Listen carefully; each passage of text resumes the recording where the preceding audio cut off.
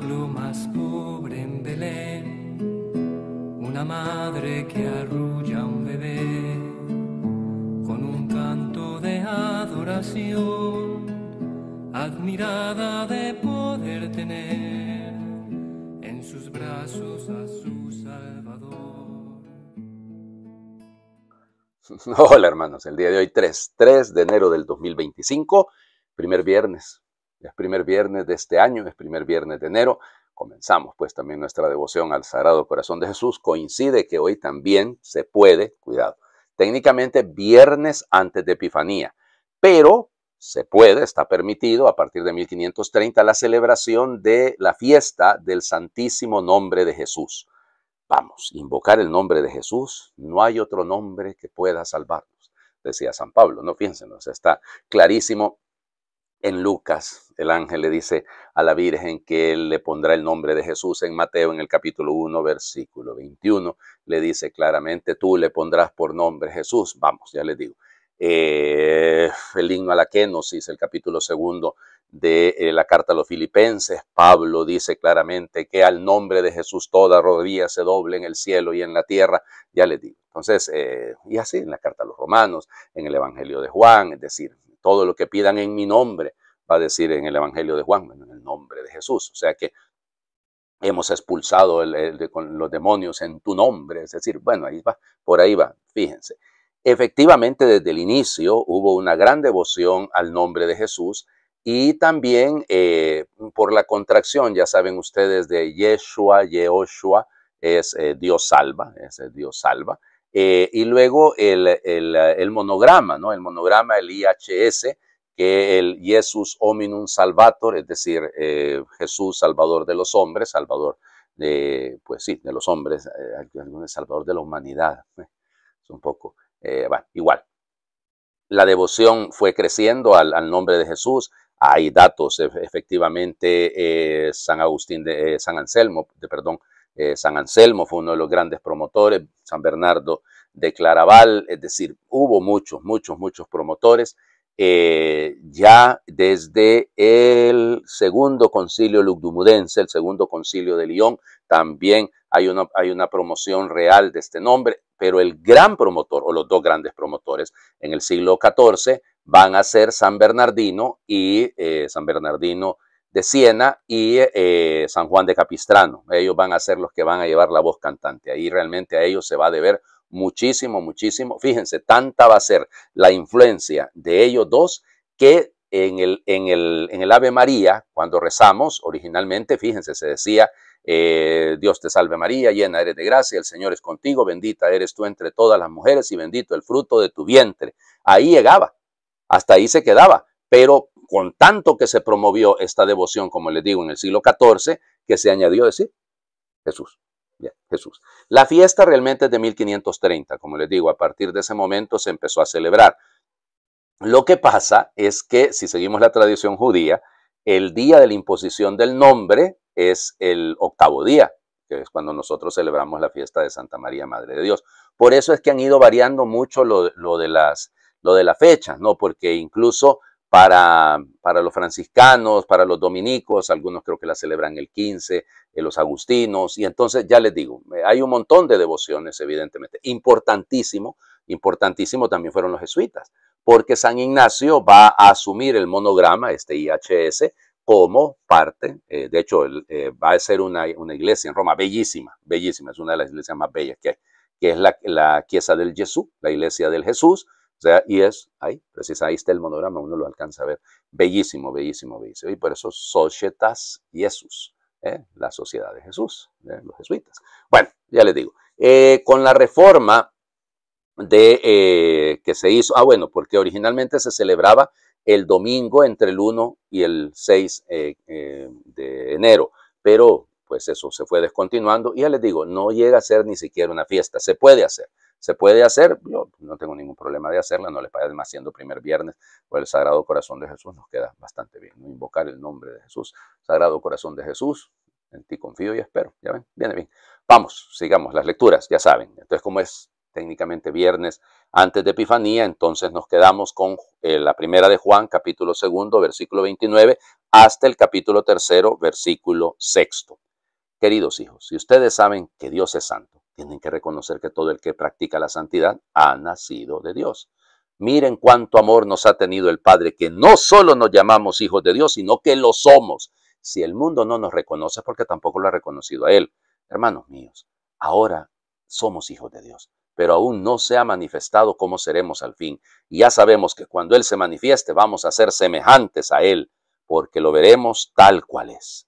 Y todo el que tiene puesta en Él esta esperanza procura ser santo como Jesucristo es santo. Todo el que comete pecado quebranta la ley, puesto que el pecado es quebrantamiento de la ley. Y si saben ustedes que Dios se manifestó para quitar los pecados, es porque en Él no hay pecado. Todo el que permanece en Dios no peca. Todo el que vive pecando es como si no hubiera visto ni conocido a Dios. Palabra de Dios, te alabamos, Señor. ¿Ocupamos explicación realmente de esto? O sea, para mí está bastante claro y creo que si lo leemos despacio no tenemos necesidad de darle tanta vuelta.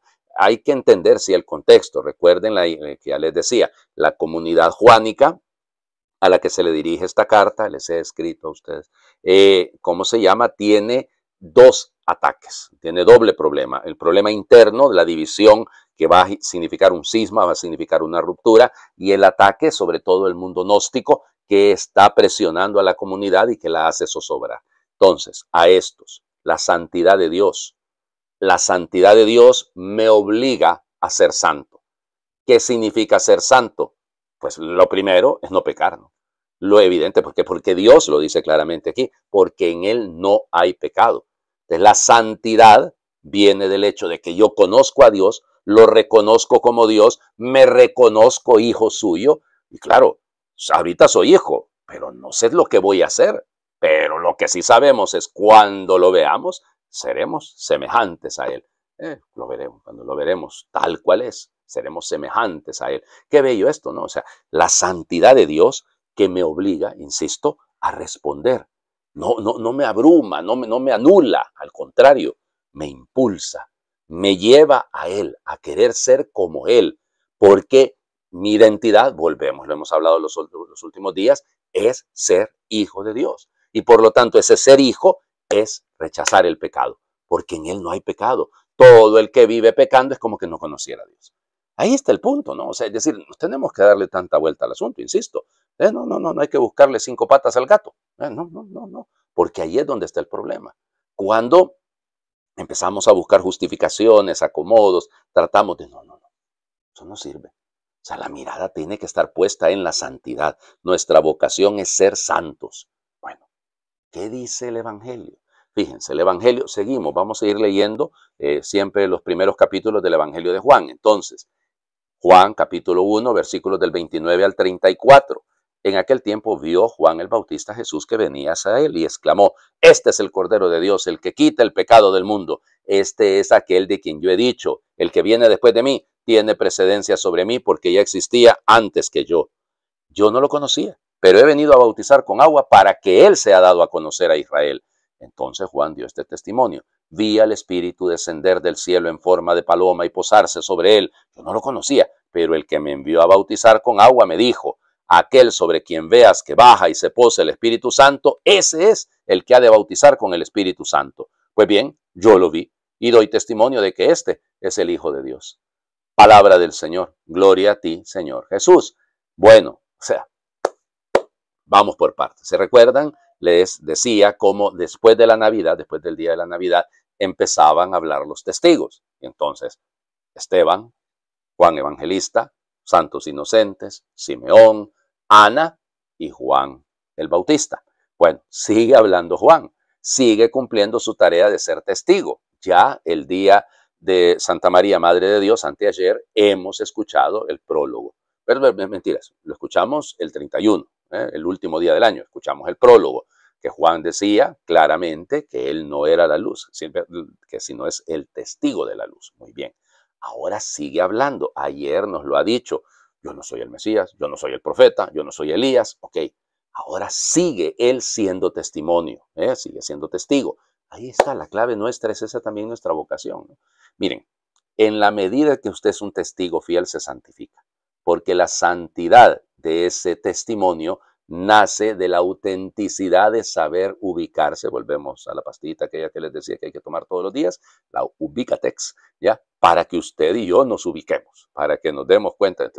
Jesús, Juan mira venir a Jesús y dice, no, este es el Cordero de Dios. Lo va a volver a repetir, ¿no? Acuérdense que lo va a volver a repetir cuando más adelantito en este mismo capítulo esté con Juan y Andrés, o Andrés y Juan, va pasando Jesús. He ahí el Cordero de Dios que quita el pecado del mundo. Bueno, ya lo van a seguir. Sí, lo vamos a leer, de hecho, la otra semana. O esta semana. Pero, fíjense ustedes, lo bello, este es el Cordero de Dios.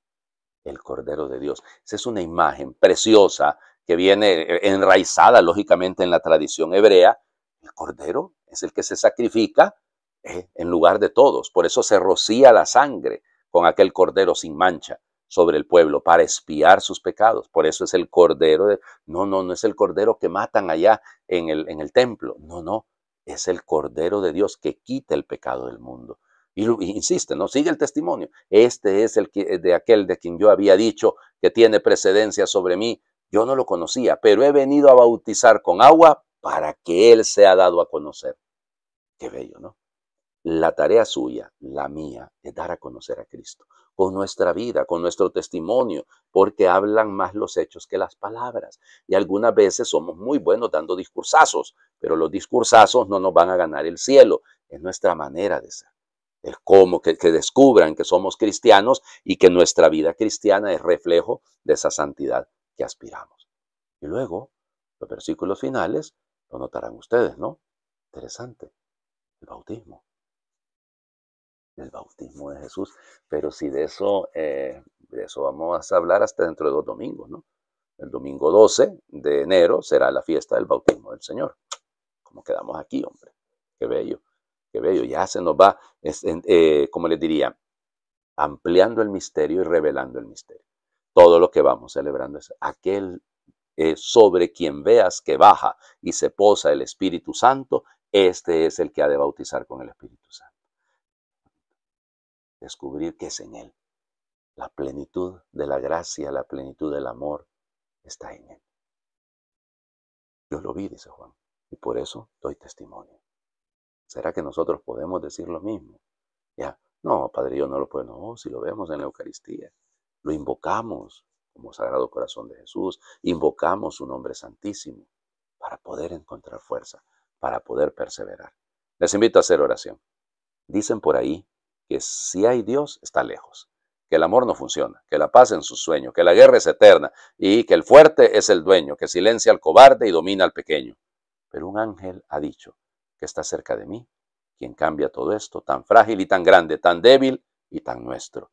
Dicen que está en las calles, que hay que reconocerlo en esta misma carne, desnudo como un verso, que quien llega a encontrarlo ve desvanecerse el miedo, ve que se secan las lágrimas, ve nueva vida en los yermos. Dicen por ahí que si hay Dios está lejos, pero tú y yo sabemos que está cerca, en tu hermano, y está en ti, muy adentro. Amén.